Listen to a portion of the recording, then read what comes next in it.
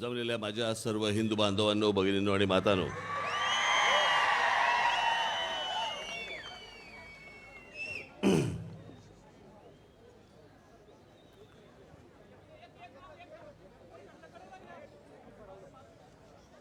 आज माझे मित्र, माझे सहकारी रमेश वांजळे यांच्या मुलासाठी म्हणून मी आज इथे प्रचाराला आलोय.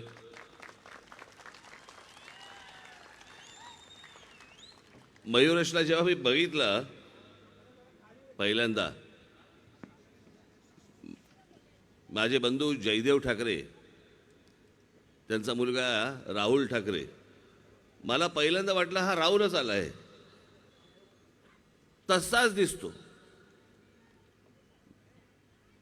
तो माझा राहुल पुतण्या माझा.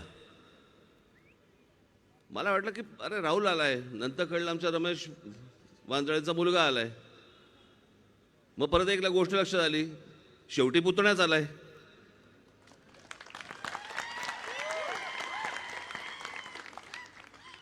मला तो दिवस अजूनही आठवतोय. मला आमचा रमेश शेवटचं जे कोणाशी बोलला असेल ते तो मायाशी बोलला.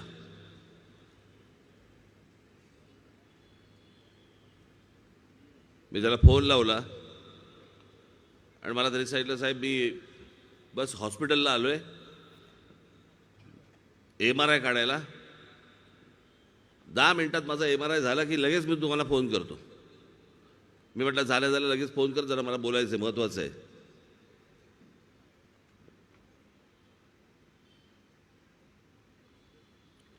आणि 15 मिनिटांनी 20 मिनिटांनी मला फोन आला की आमचा रमेश गेला. मी म्हटलं म्हणजे माझ्याशी आत्ता तर बोलला. म्हटलं नाही म्हणे, त्या MRI काढताना म्हणे गेला.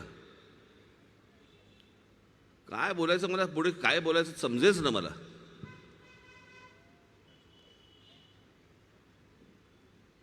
बाकीचे अनेक जण मला सोडून गेले, पण आज रमेश असता, आज रमेश माझ्या बरोबर असता.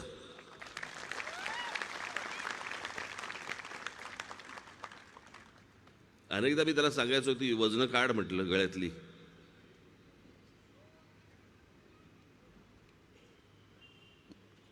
तर माझ्या समोर कधी घालायचं नाही, बाहेर जाताना घालायचं.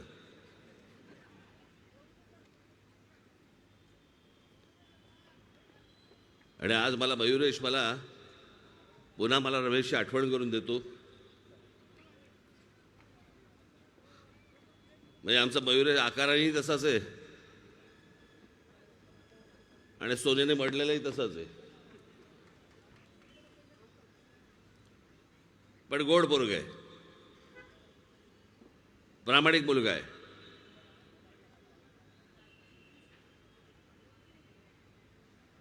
म्हणजे आज हे तुम्ही परत मतदान कराल, ते महाराष्ट्र नवनिर्माण सेनेला तर करालच कराल, पण ते मतदान करताना तुम्हाला असं वाटेल आपण परत रमेश वांजळेसाठीच मतदान करतो.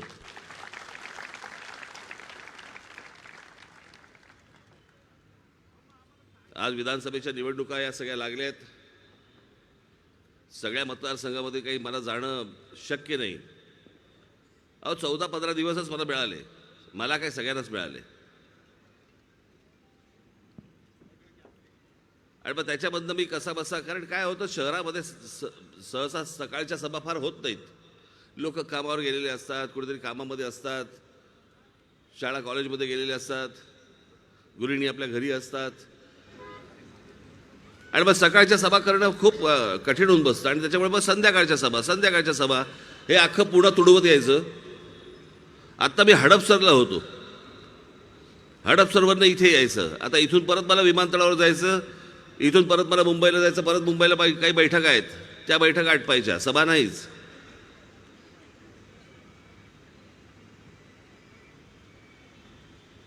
पण एवढ्या सगळ्या सभा घेत असताना मला मयुरेशसाठी सभा द्यायचीच होती.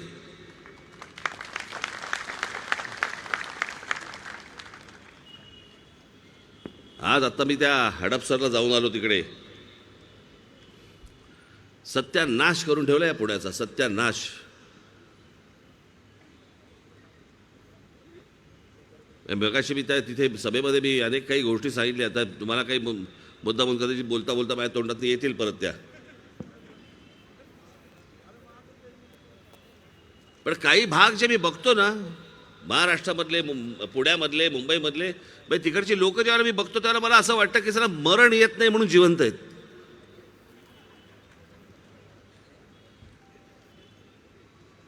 हे काय रोजचं जगणं आहे का हो? मला जरा सांगा. शहर कशाला म्हणतात बरं? हे तुम्ही या सगळ्या गोष्टींची तुम्हाला सवय लागली पाहिजे. तुम्ही जर म्हणत असाल की नाही चालू दे तर चालू देत, तर मग काय राजकारणानं तेच पाहिजे.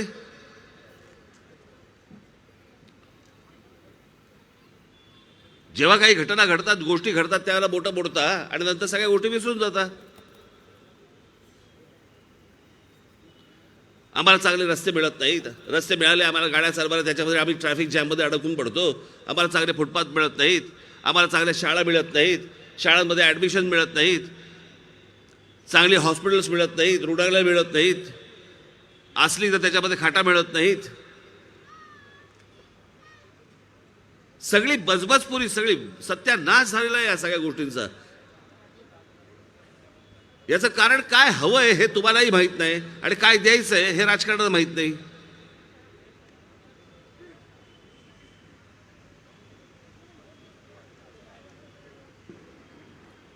आज तुम्हाला एक अवयव फुटलेला आहे. तुम्हाला कल्पना असेल, तो सगळ्यांना एक अवयव फुटला आहे. त्याचं नाव आहे मोबाईल फोन. एकदा त्या मोबाईल फोनवरती ना जाऊन एकदा जग बघा. सहज मी तुम्हाला आता सहज सांगतो, नुसते बसले असाल ना तर जगभरामधली शहरं बघा. कशा प्रकारची शहरं आहेत, कशा प्रकारची शांतता आहे, कशा प्रकारची त्यांची हॉस्पिटल्स आहेत, कशा प्रकारचे त्यांचे फुटपाथ आहेत, कशा प्रकारचा त्यांचा ट्रॅफिक आहे, कशा प्रकारच्या शाळा आहेत, त्या कशा प्रकारच्या शाळांमध्ये शिक्षण दिलं जातं. अहो, रोजच्या जर गरजा तुमच्या संपल्या नाही तर माझा तरुण, माझ्या तरुणी हे नवीन स्वप्न पाहतील कशी?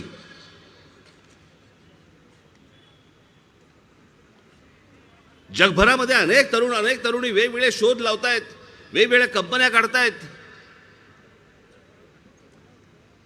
आणि आमच्याकडे रोजच्याच गरजा पुरवता म्हणजे त्यातनं वाट काढता काढताच आमची नाकी नऊ येते. नवीन स्वप्न बघणार कुठून?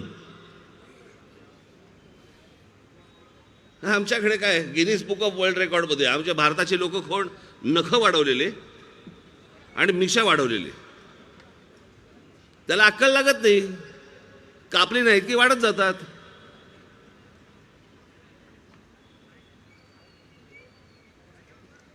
पण त्याच गिनीज बुक ऑफ वर्ल्ड रेकॉर्डमध्ये तुम्ही बाकीच्या देशांमधल्या तरुणांनी काय काय केलेत, शोध लावलेत, काय काय लावतायत एकदा बघा.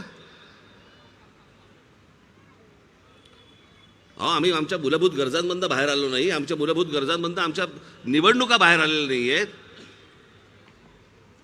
आम्ही अजूनही त्याच विषयांवरती आम्ही निवडणुका लढतो आहोत. आम्ही तुम्हाला रस्ते देऊ, आम्ही तुम्हाला पाणी देऊ, आम्ही तुम्हाला फुटपाथ देऊ, आम्ही तुम्हाला शिक्षण देऊ, आम्ही तुम्हाला काय हॉस्पिटल्स देऊ. आज जवळपास 35 वर्ष झाली मला प्रत्यक्ष राजकारणामध्ये. 35 वर्ष मी हेच ऐकतोय. माझा आजोबा देखील तेच ऐकायचा, ते देखील तेच ऐकायचे, माझे वडील, माझे काका देखील तेच ऐकायचे, मी देखील तेच ऐकतोय.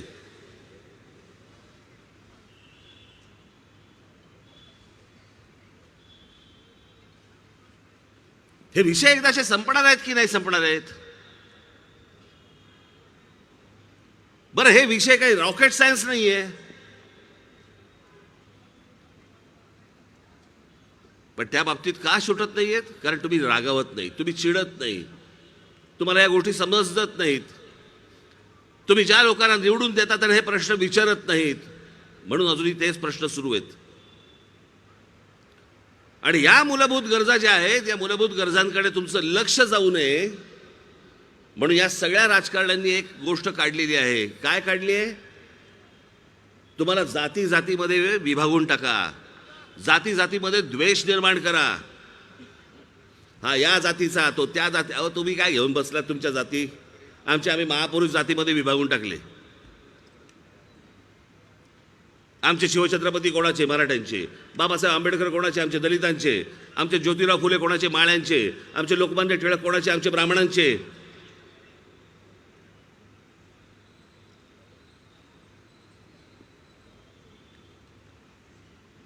25 वर्षापूर्वीपर्यंत असले प्रकार कधी नव्हते. कोणाच्या मनात पण यायचं नाही. मी आत्ताच हडपसरला एक गोष्ट सांगितली, मुद्दामून तुम्हाला सांगतोय.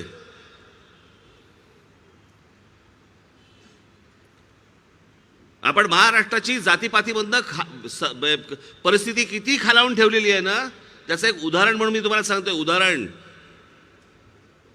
टेलिव्हिजनवरती माझ्या मागच्या एखाद्या सभेमध्ये जर ऐकलं असेल, परत ऐका, कारण आपल्याकडे विसरून जायची पद्धत फार आहे.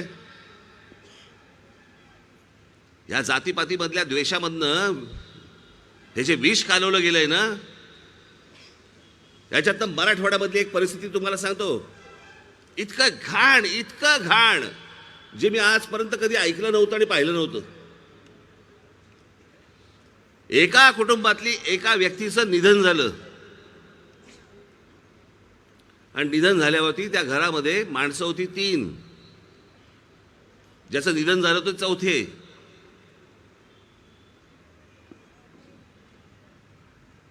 तिरडी उचलायला 4था खांदा मिळेना. घराच्या बाहेर दुसऱ्या समाजाचे लोक राहत होते. एरवी खेळीमेळीने राहणारे गेल्या 5-10 वर्षामध्ये, खास करून 5 वर्षात एकमेकांचा द्वेष करायला लागले. द्वेष. सगळ्यांची लहान लहान पोरं एकमेकांबरोबर सगळे एकत्र खेळायचे, एकमेकांच्या घरी जायचे, एकमेकांबरोबर सण साजरे करायचे, एकत्र जेवायचे. मी मुद्दामून तुम्हाला जात सांगणार नाहीये कुठची, पण ज्या समाजाकडे निधन झालं होतं त्याच्याकडे तिरडी पकडायला 4था खांदा नव्हता. घराच्या आजूबाजूला दुसऱ्या समाजातले लोक होते, कोणी खांदा द्यायला आलं नाही. नातेवाईकांची वाट बघत बसले. 6 तासानंतर नातेवाईक आले आणि त्याच्यानंतर तिरडी उचलली गेली आणि मग स्मशानात गेले. असा महाराष्ट्र पाहिजे आपल्याला.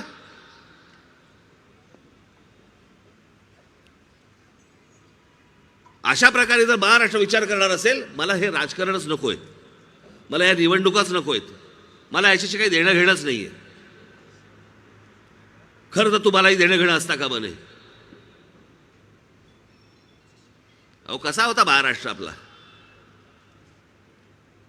जातीबद्दल प्रेम मी समजू शकतो, प्रत्येकाला आपापल्या जातीबद्दल प्रेम असेल. पण शरद पवारांची राष्ट्रवादी काँग्रेस पक्ष हा जन्माला आल्यानंतर जातीपातीमध्ये द्वेष निर्माण केला आहे माणसांनी.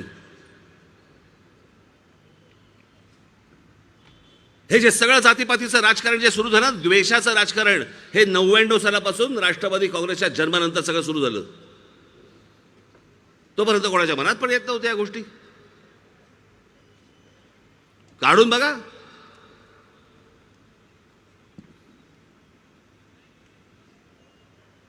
मी आत्ताच एक उदाहरण दिलं आमच्या शिवछत्रपतींचं. आमच्या निधन झाल्यानंतर तिकडे एक समाधी बांधली गेली. आत्ता होती तशी नव्हे, रायगडावर. मग कोणी मूर्ख तिकडे गेले. त्याच्यानंतर त्यांना वाटलं त्या समाधीच्या खाली काहीतरी आपल्याला मिळेल, धन बिन मिळेल, म्हणून त्याला ती काहीतरी विचित्र अशी उकरून ठेवलेली, उद्ध्वस्त केलेली. त्या आमच्या शिवछत्रपतींच्या समाधीवरती पहिली जर व्यक्ती कोणी गेली असेल तर ते आमचे ज्योतिराव फुले गेले.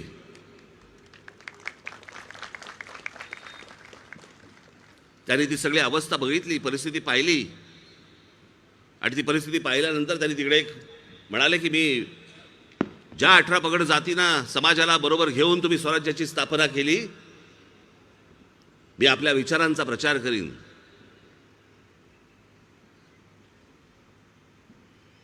महात्मा ज्योतिराव फुले यांच्या नंतर त्या समाधीवरती जर कोणी गेलं असेल तर ते आमचे लोकमान्य बाळ गंगाधर टिळक. एक माळी समाजाचा समाधी कोणाची?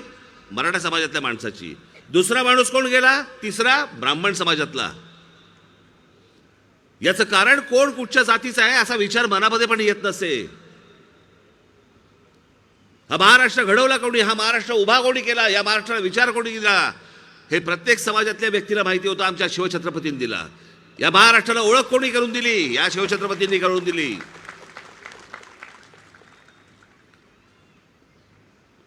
आणि मग लोकमान्य बाळ गंगाधर टिळकांनी या महाराष्ट्रामध्ये फतवाच म्हणानं तो काढल्यानंतर वेगवेगळ्या जाती धर्मातल्या सर्व लोकांनी पैसे उभे केले. ते एका बँकेमध्ये आले आणि त्याच्यानंतर शिवछत्रपतींची रायगडावरती समाधी उभी राहिली.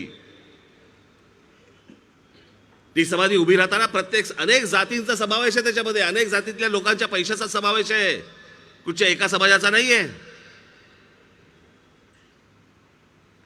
हो, हा महाराष्ट्र ज्याला देशाला दिशा देणारा महाराष्ट्र म्हणतो ना, तो हा महाराष्ट्र. आणि आम्ही खितपत कशामध्ये पडलोय? आमचं कुठच्याही गोष्टींकडे लक्ष नाही. आम्ही जगतोय कसे आम्हाला कळत नाहीये, पण आम्ही दुसऱ्या जातीचा द्वेष करायला तयार झालोय.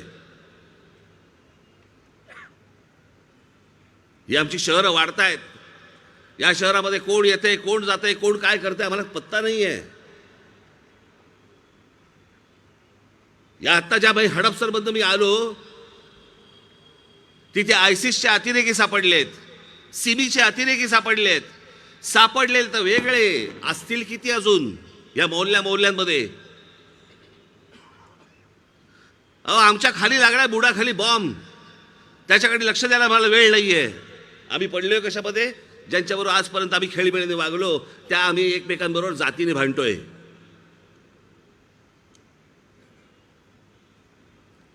आणि एकदा का तुम्ही या जातीपातीमध्ये भांडायला सुरुवात केली, मूळ विषयांकडे लक्ष कोण देणार? या आमदार खासदारांना हेच हवंय की तुम्ही या जातीपातीच्या आणि सगळ्या गोष्टींमध्ये गुंतून राहा. आम्ही या रस्त्यांची आणि फुटपाथची टेंडर काढतो. टेंडर काढल्यावर रस्ता बनेल. रस्ता बनला की तो खराब होईल 6 महिन्यात. परत आम्ही एक टेंडर काढू, त्याच्यामधून आम्ही आमचे टक्के घेऊ, आम्ही आमचे पैसे चालू ठेवू. तुम्ही जातीपातीमध्ये भांडत राहा.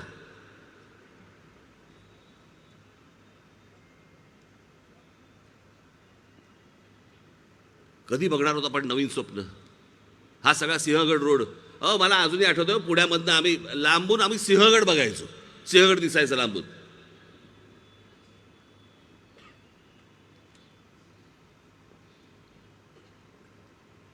आज 50-60चे जे लोक असतील त्यांना हे जर प्रश्न विचारले ना की आत्ताचं पुणे आवडते का जुनं पुणे आवडते, जुनं पुणे म्हणतात.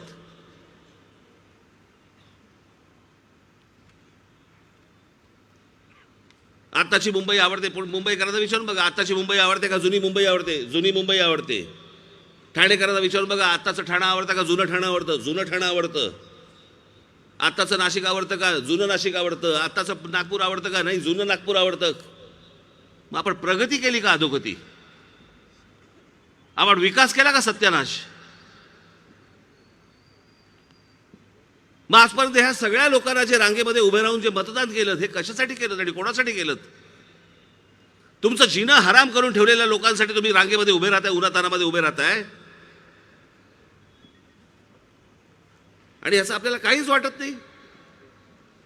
आज आपल्या पुण्यामधली अनेक मुलं, मुंबईमधली अनेक मुलं हा देश सोडून परदेशात चाललेत, देश सोडून निघालेत. का? शिक्षण तर त्यांना इथेही मिळू शकतं, नोकऱ्या तर त्यांना इथेही मिळू शकतात. ही मुलं का सोडून चाललीत देश? ही मुलं परदेशात का चालली आहेत? आणि याचं एकमेव कारण सभोवतालचं वातावरण इतकं घाणेरडं आहे. आजूबाजूला गोंगाट, रस्त्याने चालता येत नाही, कुठची शांतता नाही, एकमेकांकडे जातीच्या द्वेषाने बघायचं. या असल्या महाराष्ट्रासाठी म्हणून ही माणसं झगडली का रे? मी जो महाराष्ट्राचा विकास बघतोय, मी महाराष्ट्राचं जे एक विजन बघतोय, मी महाराष्ट्राचं एक स्वप्न बघतोय, मला कुठच्या खुर्चीचा सोच नाही हो की माझ्या गळ्यामध्ये मुख्यमंत्री पदाची बाळ पडली पाहिजे. त्याच्यासाठी नाही करत मी. माझी इच्छा आहे, माझं ते स्वप्न आहे की ज्या हिंद प्रांतावरती ज्या आमच्या मराठेशाहीने साम्राज्य गाजवलं, राज्य गाजवलं, ते गतवैभव पुन्हा एकदा महाराष्ट्रामध्ये मला आणायची इच्छा आहे माझी. तुमच्या सहकार्याने मला ते आणायचंय. तुमच्या स्वप्नामध्ये नवा महाराष्ट्र दिसला पाहिजे. हे स्वतःच्या स्वार्थासाठी म्हणून जे तुम्हाला चिखलामध्ये घालतायत ना, यांच्यापासून तुम्ही बाहेर आलं पाहिजे. ह्यांना चिखलात घाला. नाहीतर या देशाला दिशा देणारा महाराष्ट्र, त्याची जी दशा झाली, अजून खड्ड्यात जाऊ, अजून खड्ड्यात जाऊ आपण. ही जी माणसं आता जी उभी आहेत निवडणुकीला, बाकीच्या पक्षांमध्ये कोणतंही स्वप्न नाही, कोणताही विचार नाही. जाहीरनामे नुसते तुमच्या तोंडावरती फेकायचे. हे दर 5 वर्षांनंतर ठरलेली गोष्ट असते. उद्या सकाळी महाराष्ट्र नवनिर्माण सेनेचा उद्या आपला जाहीरनामा बाहेर येतोय.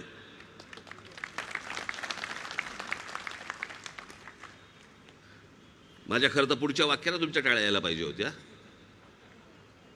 याचं कारण असे, कारण हा पहिला या महाराष्ट्रामधला जाहीरनामा आहे ज्याच्यामध्ये आपण महाराष्ट्रातल्या प्रश्नांची उत्तरं, हे सोडवायचे कसे प्रश्न, ते देखील आपण त्या उद्याच्या जाहीरनाम्यामध्ये देतोय.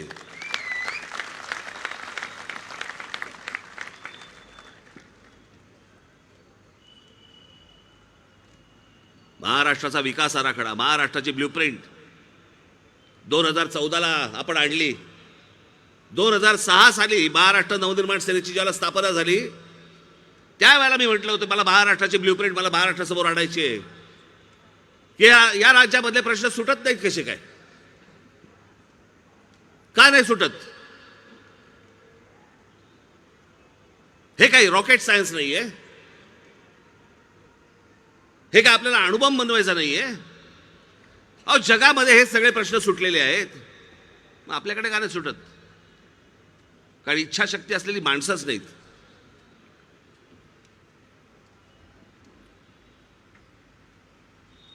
शरद पवार साहेबांच्या बारामतीमध्ये जा, बारामती तालुक्यामध्ये जा, आणि त्या तालुक्यामध्ये गेल्यानंतर तुमच्या लक्षात येईल की किती इंडस्ट्रीज शरद पवार साहेबांनी त्या तालुक्यामध्ये आणलेले आहेत.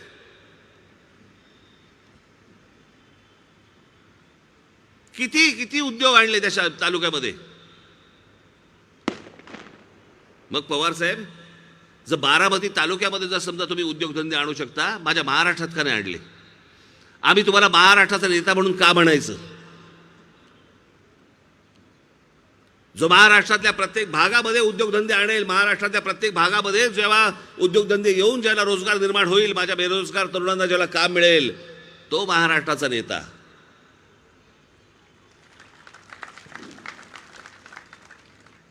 स्वतःच्या तालुक्यामध्ये विकास करणं हा तालुक्याचा नेता.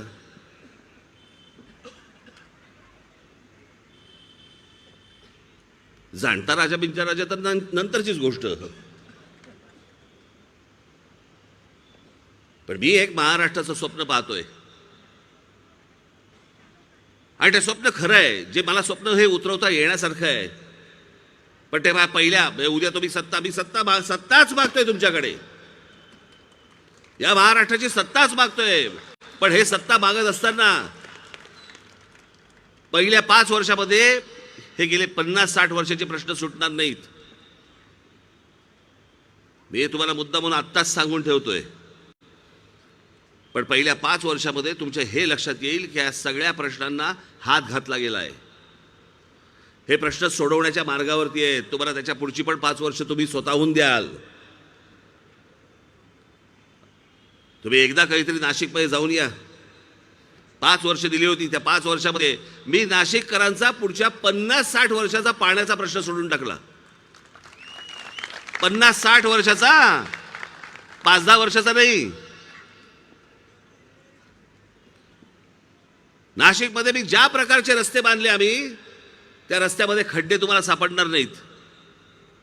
पण बाकीच्या आमच्या सगळ्या शहरांमध्ये तुम्हाला रस्त्यांमध्ये खड्डे सापडतील, नाशिकमध्ये नाही सापडणार. म्हणजे खड्ड्यांशिवायचे रस्ते होऊ शकतात. शहराचं चांगलं नियोजन होऊ शकतं. तुम्हाला चांगली शांतता लाभू शकते. तुम्हाला चांगल्या आपल्या मुलांसाठी चांगल्या शाळा मिळू शकतात. आपल्या मुलांसाठी चांगले कॉलेजेस मिळू शकतात. तुम्हाला चांगली मार्केट्स मिळू शकतात. तुम्हाला चालायला चांगले फुटपाथ मिळू शकतात. ह्या सगळ्या गोष्टी मिळू शकतात. पण त्याच्यासाठी राज ठाकरे पाहिजे. हे वाक्य मी अत्यंत जबाबदारीने बोलतोय, अत्यंत जबाबदारीने बोलतोय.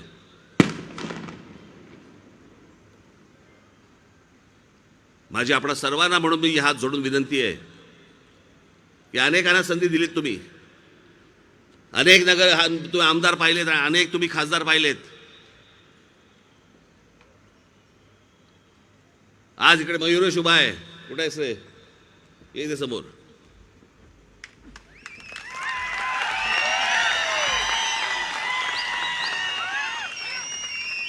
आणि आमचा उमेश जगताप कुठे? इकडे पुरंदरचा आमचा उमेदवार. हे स्वप्न पूर्ण पुढे पडशील हळू, आपल्याला जिंकायचं आहे. येणाऱ्या 20 तारखेला कुठेही गाफील राहू नका. ही जी माणसं येतील, जी 5-5 वर्ष ज्या प्रकारचा तमाशा करून ठेवला या लोकांनी ना, कोणी खोक्यात मोजला जातोय, कोणी विकला जातोय, कोणी कुठचा पक्ष दुसऱ्या पक्षाबद्दल जातोय, काय वाटेल ते चालू आहे या महाराष्ट्रामध्ये. 5 वर्ष तुमच्या मताला काही किंमत नाहीये. तुम्ही मतदानासाठी म्हणून उभं राहायचं उन्हातानामध्ये, तुम्ही एका माणसाला मतदान करायचं आणि मग त्या माणसाने उठून दुसऱ्या पक्षात जायचं. अरे गधड्या, मग आम्ही त्याच पक्षाला दिलं असतं ना, मतदान केलं असतं ना. तो पक्ष नको म्हणून तुला मतदान केलं आणि तू त्या पक्षाबरोबर जाऊन बसला. हा सगळा जो खेळ सुरू आहे ना गेल्या 5 वर्षामधला युती आघाड्यांचा, कोण कुठे जातोय, कोण कुठे विकला जातोय, कोण कोणाबरोबर चाललंय काही माहित नाही. म्हणजे खऱ्या अर्थाने महाराष्ट्रामध्ये जर आज बघायला गेलं तर महाराष्ट्राची IPL झाली आहे. कोण कुठच्या संघातनं खेळतोय हेच कळत नाही आणि कुठच्या संघाबद्दल टाळ्या वाजवायच्या हे पण कळत नाही आम्हाला आता.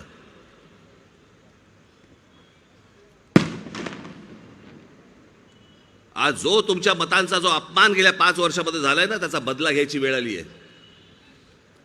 आज महाराष्ट्रामध्ये सगळ्या ठिकाणी महाराष्ट्र नवनिर्माण सेनेचे उमेदवार उभे आहेत. ज्या लोकांनी या संपूर्ण महाराष्ट्रामध्ये अख्खा राजकीय चिखल करून ठेवला, शर्मेने मान खाली घालायला लावली आम्हाला, ती परिस्थिती जर दूर करायची असेल तर महाराष्ट्र नवनिर्माण सेनेचे जिथे जिथे म्हणून उमेदवार उभे असतील महाराष्ट्रामध्ये, मला सगळ्या मतदारसंघामध्ये मला जाता नाही आलं, येऊ शकलो नाही, त्याबद्दल मी क्षमा मागतो महाराष्ट्राची. परंतु जिथे जिथे माझं या टेलिव्हिजन माध्यमातून किंवा सोशल मीडियामधनं कुठूनही माझं भाषण ऐकत असाल, माझी सर्वांना महाराष्ट्राला माझी हात जोडून विनंती आहे, जिथे जिथे म्हणून माझ्या महाराष्ट्र नवनिर्माण सेनेचे उमेदवार उभे असतील त्यांना येत्या 20 तारखेला आपण रेल्वे इंजिन या निशाणीवरती बटन दाबून प्रत्येकाला प्रचंड प्रचंड मतांनी आपण विजयी करावं असं एक आवाहन सर्वांसमोर करतो आणि आपल्या सर्वांची विनंती घेतो. धन्यवाद. जय हिंद, जय महाराष्ट्र.